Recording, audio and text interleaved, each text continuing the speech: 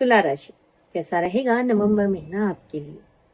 आपका अक्टूबर महीना बहुत अच्छा आ रहा होगा, काफी आपका खर्चा हुआ होगा, साथ में पैसे आने के बहुत सारे साधन भी बने होंगे। घर में आपने बहुत सारी नई नई चीजें घर के रेनोवेशन में खरीदी होंगी। घर में काफी मिठाई कपड़े सब चीज खरीदी गई होगी। हाँ, आपकी तबीयत खराब रही होगी थोड़ी बहुत दिवाली के दौरान, तो वो थोड़ा सा आपको सीजनल समस्या रही होगी। इसमें भी आपको थोड़ा सा अपनी तबीयत का ध्यान रखने की सलाह दी जाती है। 15-16 तारीख तक आपको अपनी तबीयत का विशेष ध्यान रखना है। आपकी तबीयत गड़बड़ होने के चांसेस अक्टूबर के लास्ट से लेकर के नवंबर के 15-16 तारीख तक नजर आ रहे हैं। आपको सर दर्द रह सकता है, माइग्रेन रह सकता है, आंखों से संबंधित कुछ समस्या रह सकती है, स्पाइन हड्डियों में दर्द, इस तरीके की आपको कई सारी समस्याओं का सामना करना पड़ सकता है। सलाह ये दी जाती है कि ओवर एक्सर्शन बिल्कुल भी ना करें, जितना संभव हो उतना ही काम करें, अपने आप को थोड़ा रेस्ट मोड में रखें, अपनी एक व्यवस्थित दिनचर्या बनाएं। अपने खान पान में हरी सब्जियों का सेवन करना बहुत जरूरी है आपके लिए। आपको ऐसी कोई चीज नहीं खानी चाहिए जिससे कि आपका डाइजेशन बिगड़े। आपको यात्रा करते समय भी अपनी दवाई गोली और अपनी तबीयत का विशेष ध्यान रखने की सलाह दी जाती है।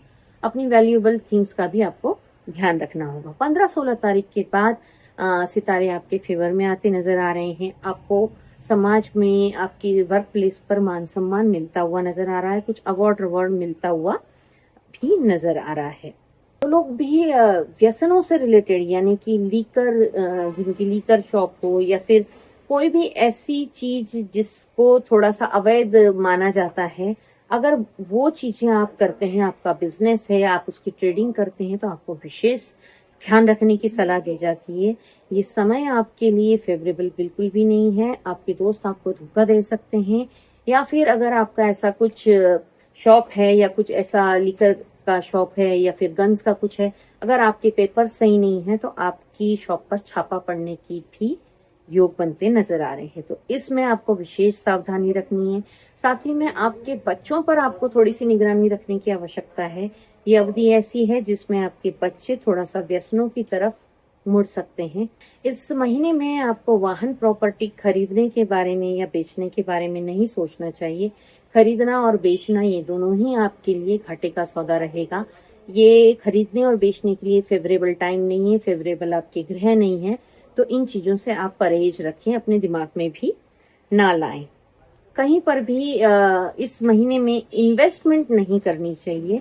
अगर आप कुछ इन्वेस्टमेंट करना भी चाहते हैं तो बहुत सोच समझकर, सभी पेपरों को पढ़कर, जांच परख कर, अपने गुरु की सलाह लेकर ये काम करना चाहिए।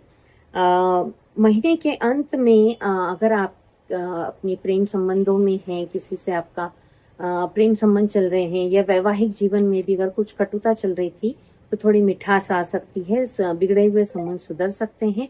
आपके प्रेम संबंधों से आपको काफी लाभ मिल सकता है। तो अपनी प्रेमी या प्रेमिका का मन खुश रखें और इस अवधि का फायदा उठाते हुए, अगर उनके पास कोई ऐसे सोर्स हैं जिससे आपको प्रॉफिट या बेनिफिट हो सकता है, तो निसंकोच होकर उनसे चर्चा करें। आपके लिए ध्यान रखने वाली तारीखें जो हैं वो 1, 2, 3, 4, 27, 28, 29 इन तारीखों में यात्राएं हो सके तो टालें, संभव हो तो टाल दें। बहुत ही जरूरी है तो आप जाएं, अपनी दवाइयां, अपनी हेल्थ का विशेष ध्यान रखें। आपके लिए सबसे सर्वोच्च अच्छी तारीखें जो हैं वो 6, 7, 8, 10, 11, 12 इन तारीखों में आप अपने बिजनेस में या आप अपने किसी अच्छे बड़े प्रोजेक्ट में जो लॉन्ग टर्म आपको इन्वेस्ट करना चाहिए, इससे रिटर्न मिलेगा, उन चीजों में आप इन्वेस्ट कर सकते हैं। ओवरऑल आपके लिए काफी अच्छा है। गणेश जी की आराधना करना आपके लिए बहुत फायदेमंद रहेगा। तो ओम गंग गणपते नमः का जाप करें, माँ दुर्गा की शरण में रहें। माँ दुर्गा भी आपको शक्ति देगी, आपको आपकी निर्णय क्षमता बढ़ाएगी और आप गलत निर्णय लेने से बचेंगे। साथ ही में आपकी सेहत में भी काफी सुधार आएगा। देव गुरु बृहस्पति आपके साथ कुछ भी अनिष्ट नहीं होने देंगे, बशर्ते आप अपना स्वस्थ शरीर रखें और स्वस्थ मन रखें, तभी ये संभव हो पाए।